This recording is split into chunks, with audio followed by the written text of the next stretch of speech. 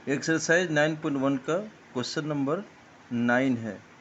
सबसे पहले आप लोग क्वेश्चन ध्यान से सुनिए और फिगर ड्रॉ कीजिए। क्वेश्चन है the angle of elevation of the top of the building from the front of the tower is 30 metre. कहता है कि एंगल ऑफ एलिवेशन है किसका, बिल्डिंग का। तो एक बिल्डिंग हम लोग फॉर्म करते हैं, एक बिल्डिंग बना लेते हैं ऐसे।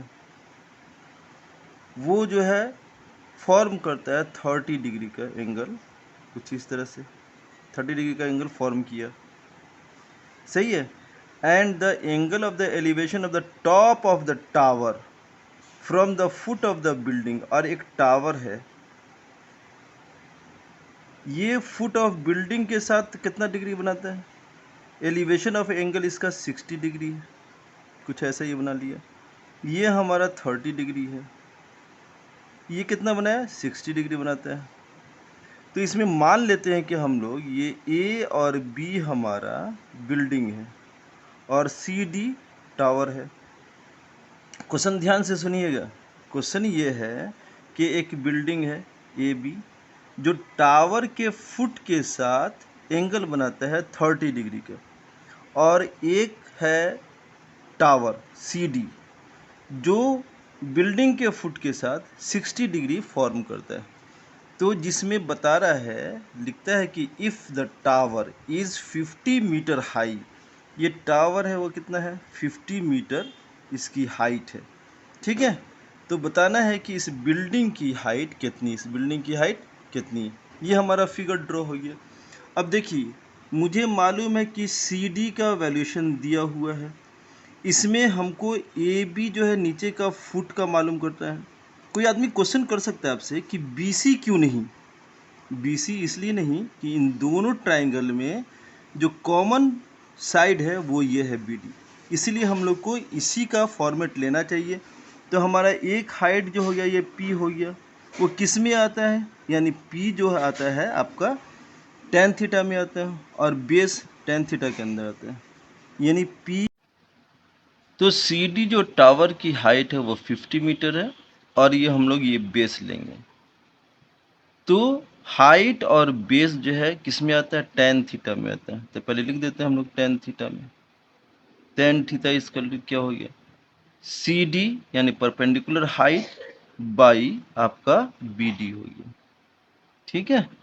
इसका वैल्यू कितना है आपका, टेन 60 डिग्री है, 60 डिग्री लिख दिया, इक्वल टू सी डी आपका कितना है, सी डी हम लोग का 50 मीटर है, तो 50 मीटर लिख देते हैं।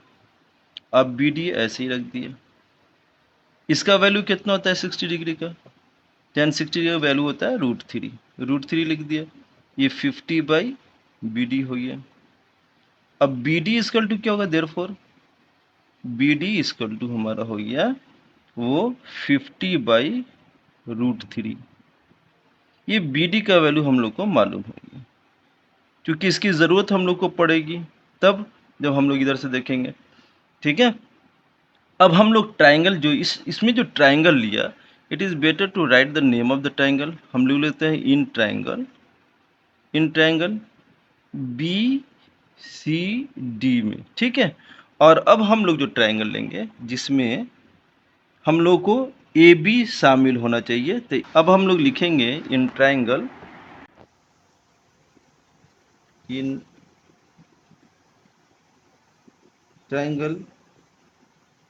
ए बी डी में। ये भी हमको इसका हाइट चाहिए ए बी यानी बिल्डिंग की हाइट, और बेस हम लोग को बी डी मालूम हो गया है। तो हाइट और बेस किस में आएगा, टेन थीटा में आएगा। तो टेन थीटा इक्वल टू हो गया A B by B D. Tan theta का जो है अब कितना एंगल बन रहा है, 30 डिग्री का बनता है।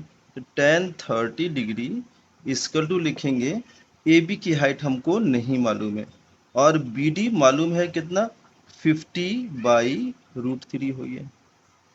टेन 30 डिग्री का वैल्यूएशन होता है वो 1/√3 होता है, 1/√3 लिख लीजिए इसका, इक्वल हो गया। तो ए बी का वैल्यूएशन हम लोग को मालूम करना है, जो आपकी बिल्डिंग की हाइट होगी। तो ए बी इसकल टू क्या होगा, ये 50 √3 है, 50 बाई √3 मल्टीप्लाई करेगा 1/√3 के साथ, ठीक है। तो ये कितना हो जाएगा 50, √3 और √3 मल्टीप्लाई करने पर क्या आएगा 3 आ जाएगा आपका, इक्वल हो जाएगा जो 16 होल 2/3 मीटर। ये किसकी है हाइट, ए बी की है हाइट। हम लोगों ने ए बी क्या माना है, वो बिल्डिंग माना है। तो यहाँ पर लिखिए therefore the height, the HEIGHT height of the building is equal to 16 whole, height of the building is equal to 16 whole 2/3 metre. ये आपका फाइनल आंसर हो गया, फाइनल आंसर हो गया। क्वेश्चन नंबर 9 आपका फिनिश हो गया, ठीक है। एक बार आप लोग ऊपर से ध्यान से इसको देखिए। ए बी हमारी एक जो है बिल्डिंग थी और उसके साथ एक टावर है CD। टावर की हाइट मालूम है हम लोग को 50 मीटर, और ए बी की हाइट यानी बिल्डिंग की हाइट हम लोग को मालूम करनी है। तो पहले हम लोग ट्रायंगल लिया, कौन सा लिया, BCD लिया, जिसमें tan थीटा निकाल लिया, वो 60 डिग्री का वैल्यू √3 होता है। इस तरह हम लोग को BD का वैल्यूशन मालूम हो गया 50/√3 मीटर। अब दूसरा ट्रायंगल लेंगे जिसमें हमारा AB आता है, वो ट्रायंगल कौन सा है भाई, tan थीटा में आएगा AB और BD, ठीक है, परपेंडिकुलर हाइट और बेस। इसमें भी tan थीटा का इस्तेमाल करेंगे, √30 डिग्री से आप लोग आसानी से निकाल सकते हैं। फिर यहाँ कैलकुलेशन में यहाँ पर इम्पॉर्टेंट प्लेस है जहाँ पर आपको ध्यान रखना है। इसमें करना है कि जब आप इसको क्रॉस मल्टीप्लिकेशन करेंगे तो AB का वैल्यू क्या होगा, इसके साथ 1 के साथ ये मल्टीप्लाई करेगा तो 50/√3 ही रह जाएगा, और ये जो है AB के साथ जो है मल्टीप्लाई करेगा तो 1/√3 लिखेंगे, यहाँ ध्यान रखना है। अब उसके बाद जो है ये 50 हो जाता है और 3 हो जाता है, √3 इंटू √3 आपका 3 होता है। तो इसको अब लिखेंगे मिक्स फ्रैक्शन में लिखेंगे तो 16 होल बाई 2/3 मीटर हो जाएगा, जो आपके AB की हाइट है यानी बिल्डिंग की हाइट है, ठीक है। ये फाइनल आंसर होगा आपका। एक बार जो है नोट डाउन कर लीजिए ध्यान से, उसके बाद जो है कमेंट कीजिए और लाइक कीजिए। क्वेश्चन नंबर 10 अब हम लोग बनाते हैं। क्वेश्चन नंबर 10 में है 2 poles of the equal heights. 2 pole है, ये एक पोल हो गया, ये दूसरा पोल हो गया।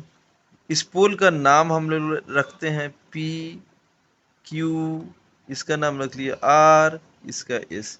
Q थोड़ा ठीक से लिख लेते हैं, PQRS, ठीक है।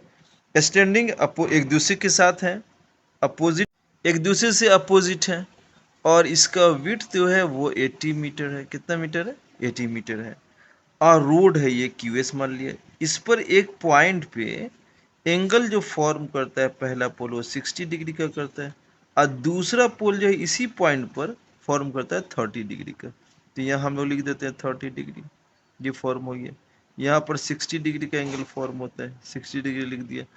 अब इसमें हम लोग देख लें कि भाई मान लीजिए कि ये पॉइंट का नाम T है और इसका हमने मान लिया कि X दूरी पर है। तो अब इसको लिखेंगे अकॉर्डिंग टू क्वेश्चन होगा हमारा, अकॉर्डिंग टू क्वेश्चन हो गया। PQ जो हमारा एक पोल है, दूसरा पोल है RS, वो दोनों इक्वल हैं, इक्वल लिख लिया। उसके बाद हमने क्या माना, एंड QS जो रोड है वो 80 मीटर क्या है। उसके बाद TS हम लोग मान लेते हैं, लेट हम QT मान लेते हैं, लेट QT इक्वल टू हो गया वो X मीटर है। तो हमारा ये TS जो है कितना होगा, देन TS इक्वल टू हो जाएगा 80 माइनस X, ये हो गया हम लोग का TS। अब इसमें जो पहला ट्रायंगल बन रहा है उस ट्रायंगल में क्या है, इन ट्रायंगल नाम लिख देते हैं, इन ट्रायंगल कौन सा, PQT में PQT रख लिया। इसमें tan देखिए हम लोग को इसकी हाइट चाहिए, इसका हमने मान लिया है, तो P और ये B आता है, वो किस में आता है, tan थीटा में आता है। tan 60 डिग्री का थीटा बन रहा है, इक्वल टू PQ जो परपेंडिकुलर हाइट है, और ये हो गया QT। तो tan 60 डिग्री का वैल्यू अब तक आपने याद कर लिया होगा। tan 60 का वैल्यू कितना होता है, √3 होता है। √3 लिख लेते हैं, इक्वल टू पी क्यू मालूम नहीं है, पी क्यू मालूम नहीं है, और इसका क्यू टी हमने कितना मान लिया है, वो एक्स मान लिया, ठीक है। तो ये क्यू टी हो गया, एक्स हो गया। अब इसके साथ मल्टीप्लाई करें तो दे पी क्यू बराबर आपका क्या होगा, पी क्यू इक्वल टू होगा √3x हो जाएगा, √3x हो गया। इसका वैल्यू हम लोगों को चाहिए बाद में, इसीलिए इसे हाईलाइटेड करने के लिए ब्रैकेट में या इसमें एक बॉक्स में ज़रूर घेर दिए कि इसकी हमको ज़रूरत पड़ने वाली है बार बार।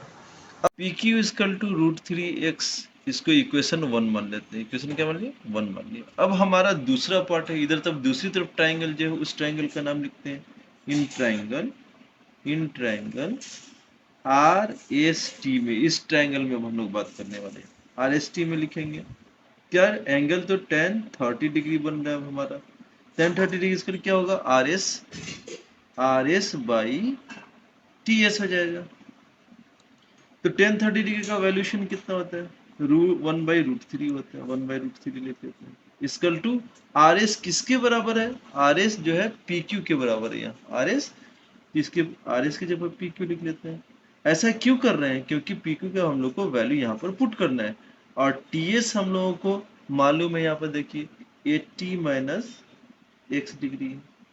अब इसका क्या करें, 1/√3 ये हो गया, इक्वल टू पी क्यू कितना है, पी क्यू लिख रहा है √3x है, √3x लिख लेते हैं, और ये 80 - x हो गया। अब इसके साथ क्या करें, क्रॉस मल्टीप्लीकेशन कर लेते हैं, 80 - x इक्वल हो जाएगा √3 क्या होगा, 3 हो जाएगा, और ये x हो गया। अब x को x की तरफ जब हम लोग सेंड करते हैं, 3x ये इस साइड में आ जाएगा, इक्वल किया तो प्लस हो जाएगा x, ये हो जाएगा 80 = 4x हो गया, 4x हो गया, ठीक से x लिख लेते हैं, 4x हो गया। तो x = क्या होगा, 80/4, कैंसिल कर दिए, 4 2 जा, ये हो गया हमारा 20 मीटर। जब x का वैल्यू हम लोग को क्या निकला, 20 मीटर निकल गया।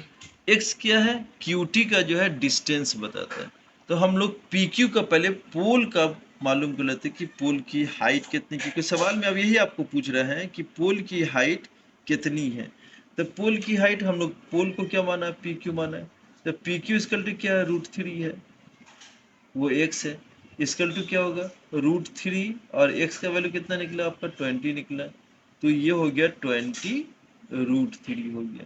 तो 20√3 PQ का मतलब क्या है, हाइट ऑफ द पोल है, इसका मतलब बोल देते हैं हम लोग, यहाँ पर क्वेश्चन में लिखा हुआ था, इसको लिख देते हैं height of the pole equal to 20√3 metre हो गया। में लिखा हुआ था find the height of the pole, height of the pole आपने मालूम कर लिया, वो कितना 20√3 मीटर है, and the distance from the point, अब लिखते हैं डिस्टेंस